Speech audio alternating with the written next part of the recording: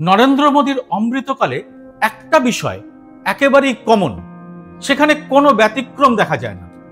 সেটা হলো যেখানে সরকারি বড় কন্ট্রাক্ট সেখানেই আদানি, আর যেখানে আদানি সেখানেই কাহানি। তা ভারতের বাইরেই হোক বা দেশের মধ্যেই হোক, আদানির প্রকল্প মানেই রহস্যময় কিছু ব্যাপার স্যাপার। বাংলাদেশ, শ্রীলঙ্কা, অস্ট্রেলিয়া, কেনিয়া বা আমেরিকা, গৌতম আদানির কাহানি মানেই লক্ষ কোটি টাকার বেহিসেবের অভিযোগ। এর মধ্যে রাষ্ট্রায়ত্ত সংস্থার বিপুল ঋণ আছে, ঘুষ কেলেঙ্কারির দায়ে গ্রেপ্তারি পরোয়ানা জারির মতো বিষয় আছে, আর দেশের মধ্যে স্টক এক্সচেঞ্জে নিজেদের শেয়ারের দাম ফুলিয়ে ফাঁপিয়ে দেখানোর অভিযোগ আছে, কিংবা ছত্তিশগড়ের জঙ্গলের ইজারা সংক্রান্ত নানা অভিযোগ আছে। ভারত পাক সীমান্তের কচ্ছের রানে সীমান্তবর্তী অঞ্চলে জমি বাগানো নিয়েও গোলমালের অভিযোগ আছে। কিন্তু এসব তো পুরনো কথা, আপনারা তা জেনেও গেছেন। কিন্তু এবার যে নতুন অভিযোগটি সামনে এসেছে, আর তাতে সরকার নিজেদের ক্ষতি স্বীকার করে আদানিদের হাতে একটি অত্যন্ত বড় প্রকল্প তুলে দিয়েছে, আজকের এই এপিসোডে খুব সহজ করে তা আপনাদের সামনে আনবো। আর সামনে আনবো এর রহস্যময় ডিলটিও। প্রকল্পটি হলো মুম্বাইয়ের বিখ্যাত বস্তি ধারাবির উন্নয়ন প্রকল্প। এটা নিয়েই এখন ভয়ঙ্কর ঘাপলার অভিযোগ। আর এবার তা একেবারে দেশের শীর্ষ আদালতে এসেছে। সেখানেও কি আদানিরা আবার বেআব্রু হতে চলেছে? এবারের এই এপিসোডে এই ধারাবির তথাকথিত উন্নয়ন নিয়ে হাজার হাজার কোটি টাকার খেলায় কিভাবে ধামাচাপা দেওয়া হচ্ছে মানুষের ন্যূনতম চাহিদাকে, রোজকার জীবনের লড়াইকে, তা সামনে আনবো।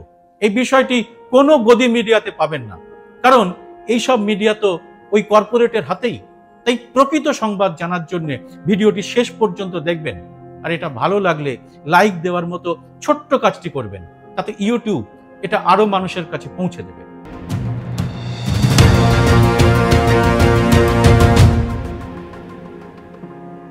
নমস্কার, সবাইকে স্বাগত। আমি সুব্রত বসু। আমাদের এখানে বস্তি বলতে আমাদের ধারণা কলাবাগান, মানিকতলা, রাজাবাজার, ঢাকুরিয়া বা বালিগঞ্জের বস্তি। কিন্তু এই সব বস্তিগুলো ধারাবির কাছে পিঁপড়ের মতো। যারা উড়ান পথে মুম্বাইয়ের সান্তাক্রুজ বিমানবন্দরে নেমেছেন, তারা নামার আগে অবশ্যই দেখে থাকবেন এশিয়ার বৃহত্তম বস্তি ধারাবির বিশালত্ব। আর এই ধারাবি মানে মিনি ভারতবর্ষ। মুম্বাইয়ের একেবারে কেন্দ্রস্থলে এই বস্তি, যেখানে প্রতিটি ইঞ্চি জমি সোনার মতো দামি। আর সেখানে থাকেন 10 লক্ষের বেশি মানুষ। তবে শুধু থাকেন বললে ভুল হবে, এখানে রয়েছে নানা রকম জিনিসপত্রের কোটি কোটি টাকার কারবারও। আর সেই কারবারের সঙ্গে যুক্ত লক্ষ লক্ষ লোক। আর ধারাবির এই তথাকথিত উন্নয়নেই গৌতম আদানির এন্ট্রি। আর সেখানেও বিরাট কাহানি। বলিউডের ফিল্মে মুম্বাই আন্ডারওয়ার্ল্ড দেখানোর সময় বারবার আমরা ধারাবিকে দেখেছি। মানুষের দৈনন্দিন সংঘর্ষের সঙ্গে সঙ্গে কমেডি হিসেবে দেখেছি ধারাবির সেই টয়লেট, যেখানে মানুষ সকাল থেকে লাইন দিয়ে টয়লেটে যান। মানে লড়াই যে বেশ কঠিন, এটা বোঝানোর জন্য ধারাবির জীবনযাত্রাকে বারবার তুলে আনা হয়েছে সিনেমার পর্দায়। কিন্তু কলকাতা মানেই যেমন রাস্তার ধারের আবর্জনা বা ভাঙা রাস্তা নয়, কলকাতার আসল শক্তি কিন্তু লুকিয়ে রয়েছে এখানকার সংস্কৃতিতে, জীবনযাত্রায় এবং সামাজিক বিন্যাসে। ধারাবিও তাই।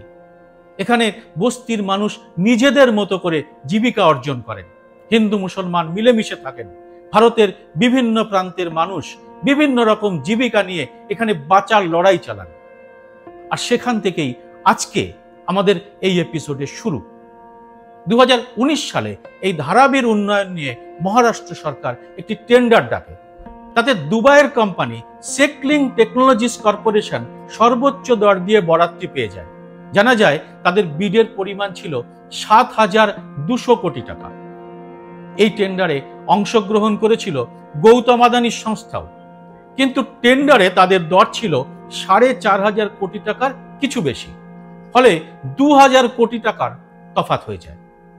আর তাতেই দুবাইয়ের ওই সংস্থাটি কাজটা পায়।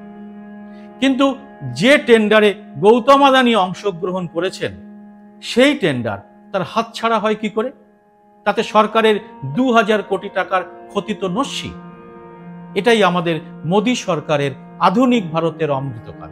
এখানে জলে, স্থলে, অন্তরিক্ষে যেখানে যত প্রকল্প সবই নানা কায়দায় চলে আসে গৌতম আদানির মুঠোয়। ভারত যাত্রায় বেরিয়ে রাহুল গান্ধী এই অভিযোগটাই করেছিলেন। রাহুল বলেছিলেন, যে কোনো রাস্তা, যে কোনো প্রকল্প নিয়ে প্রশ্ন করলেই জানা যায় ওই রাস্তা বা প্রকল্পটি গৌতম আদানির হাতেই রয়েছে। এখানেও ঠিক তাই হলো। টেন্ডার আদানিদের হাতছাড়া হতেই নানা রকম অজুহাত শুরু হয়ে গেল। কি রকম সেই অজুহাত? বলা হলো এই টেন্ডারে রেলের একটা বড় জমি ধার্য করা হয়নি, ওটা করতে হবে। ইতিমধ্যে 2020 সালে করোনার জন্য লকডাউন শুরু হয়ে যায় এবং ওই বছরের জুন মাসে এই প্রকল্পটি বাতিল বলে ঘোষণা করা হয়। ব্যাস, দুবাইয়ের সংস্থা আউট। আর এর কিছুদিনের মধ্যেই এই প্রকল্পের বিষয়টা এমনভাবে সাজানো হয়, মানে এমন সব শর্ত তৈরি করা হয় যাতে দুবাইয়ের ওই কোম্পানিটি টেন্ডারে অংশগ্রহণই করতে পারেনি। মানে না রহেগা বাঁশ, না বাজেগা বাঁশরি। খেলা এবার শুধু আদানির হাতে। আর এবারে তুলনায় আরো বড় প্রকল্প মাত্র 5,069 কোটি টাকায় গৌতম আদানির হাতেই চলে যায়। কিন্তু দুবাইয়ের ওই কোম্পানিটিও হাল ছাড়েনি। তারাও বিরাট কর্পোরেট। তারা বিষয়টি নিয়ে আদালতের দ্বারস্থ হয়। এর মধ্যেই ধারাবি জুড়েই চলেছে নানা রকম প্রতিবাদ। সেখানের মানুষও আদানিদের বিরুদ্ধে পথে নামলেন। উদ্ধব ঠাকরে, আদিত্য ঠাকরেরা তো ছিলেনই। রাহুল গান্ধী কয়েকদিন আগে হঠাৎই গিয়ে হাজির হলেন ধারাবিতে। কিন্তু এ সত্ত্বেও সুপ্রিম কোর্ট গৌতম আদানির প্রকল্পে কোনো স্টে অর্ডার দেয়নি, তাই তারা কাজ চালাচ্ছে। তবে দুবাইয়ের ওই কোম্পানির আবেদনের প্রেক্ষিতে শুনানির তারিখ ধার্য করেছে শীর্ষ আদালত। দুবাইয়ের ওই কোম্পানির বক্তব্য হলো, তারা রেলের জমি সংযুক্ত করে এই টেন্ডারের সুযোগ পেলে আগের বারের 7,200 কোটি টাকার সঙ্গে আরো 20% যোগ করে দরপত্র দিত। মানে যেখানে গৌতম আদানির সংস্থা 5,000 কোটি টাকার সামান্য বেশি দিয়েই অর্ডার পেয়েছে, সেখানে দুবাইয়ের ওই সংস্থা আরো 3,500 কোটি টাকারও বেশি পেমেন্ট করতে তৈরি ছিল। মানে আদানিদের জন্য সরকারের কতটা লোকসান হচ্ছে ভাবুন। কিন্তু এই প্রকল্প তাদের দিতেই হবে। আর সেজন্য এমন সব শর্ত তৈরি করতে হবে যাতে বেশি টাকা দিয়েও কেউ যেন এই টেন্ডারে অংশ নিতে না পারে। আর এই বিষয়টা কেন হলো সেটাই এখন খতিয়ে দেখছে সুপ্রিম কোর্ট। তবে গল্পের এখানেই শেষ নয়, আরো আছে। এবার আসছি সে প্রসঙ্গে। এই 3,500 কোটি টাকার বেশি দেওয়া ছাড়াও জমি সংক্রান্ত আরো টেকনিক্যাল বিষয়ে দুবাইয়ের ওই সংস্থা আরো কিছু পেমেন্টের হিসেব পেশ করেছে। তাতে দেখা যাচ্ছে আদানির সংস্থার থেকে ওই 3,500-এর চেয়েও আরো অনেক অনেক বেশি টাকা দুবাইয়ের ওই সংস্থাটির কাছ থেকে পাওয়া যেত। কিন্তু অমৃতকালের মোদির ভারতবর্ষে টেন্ডারটি যাতে গৌতম আদানির হাতছাড়া না হয় তার বন্দোবস্ত করে দেয় এর আগের শিন্দে বিজেপির জোট সরকার। বাংলায় এটাকেই কি পুকুর চুরি বলে?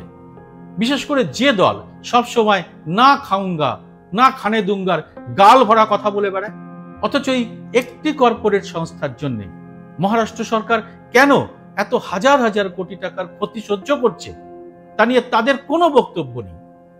অবশ্য প্রশ্নটাই বা কে তুলবে? আমাদের মিডিয়ার মালিকরাই তো আদানি আম্বানি। তারা কেন নিজেদের চ্যানেলে এসব প্রশ্ন তুলতে যাবে? এবার আসবো একটি অত্যন্ত গুরুত্বপূর্ণ বিষয়। গত লোকসভা ভোটে মহারাষ্ট্রে ধরাশায়ী হয়ে গেছিল বিজেপি এবং এনডিএ জোট। লোকসভা ভোটের পরে বিধানসভা ভোটের সময় ধারাবির মানুষ এবং বিভিন্ন স্বেচ্ছাসেবী সংগঠন যারা ধারাবিতে কাজ করছেন তাদের আশা ছিল লোকসভা ভোটের ফলাফলই এবার বজায় থাকবে, অর্থাৎ বিজেপি ও একনাথ শিন্দের সরকারের বিদায় ঘটবে এবং তাতে বাতিল হবে ধারাবি প্রকল্প। কিন্তু সেখানে একটা বড় খেলা হয়। ভোটে জলের মতো টাকা বিলি এবং ভোট নিয়ে নানা কারচুপির অভিযোগ এখন একে একে সামনে আসছে। তাতে মানুষের সন্দেহ আরো গভীর হচ্ছে।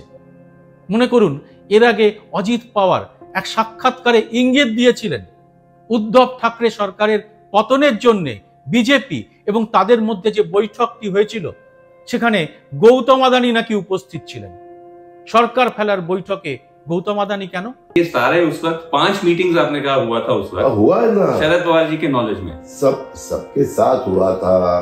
आपको जैन साहब वापस बताता हूँ, अमित शाह थे, गौतम अडानी थे, प्रफुल्ल पटेल थे, देवेंद्र फडणवीस थे, अजित पवार थे, पवार साहब थे, सब थे कि डिस्कसिंग जाना है, सब तय हुआ था। জানার কিন্তু কোনো উপায় নেই, শুধু অনুমান করে নিতে পারেন আপনার মতো করে।